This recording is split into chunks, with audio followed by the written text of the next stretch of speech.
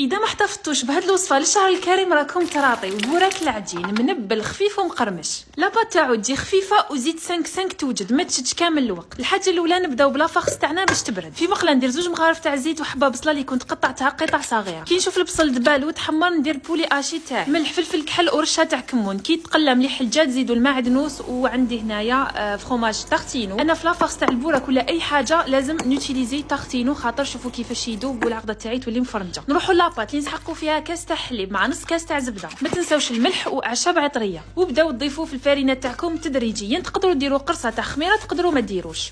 هنايا المره الجايه ديروا كاس صغير يا البنات، خاطر درت كاس تاع كازوز. اني نقول لكم حصلت في لاباط تال خرجت لي كميه كبيره، ما خليتها تريح ما والو، ورحت خدمتها ديريكت. هنا السر في هذا البوراك انه تحلوا لاباط تاعكم رقيقه رقيقه قد ما تقدروا. لو كان ما تحلوهاش رقيقه راهي رايحه تجيكم عجنه من الداخل. الطريقه راهي واضحه في الصوره. اغلقوا مليح البوراك تاعكم باش ما يتحلكمش كي يكون يتقلى. انا الاولين درت لاباط شويه خشينه جاوني معجين، ومن بعد كي رققتها مليح جاو تخي. انا استعملت نص لاباط برك خاطر خرجت لي كميه بزاف كبيره. المره الجايه نصغر الكاس. شعلوا الزيت تاعكم تسخن، لازم طيبوهم على نار تكون متوسطه. رشوا عليهم زيت هكذا باش يتنبل معاكم. كي يتحمروا كامل الجوانب روحوا نحوهم يقطروا في كسكاس ولا كيما درت انا. مع رشه تاع قارص راكم رايحين تحصلوا على ابن بوراك، مام يبات ويقعد بنين.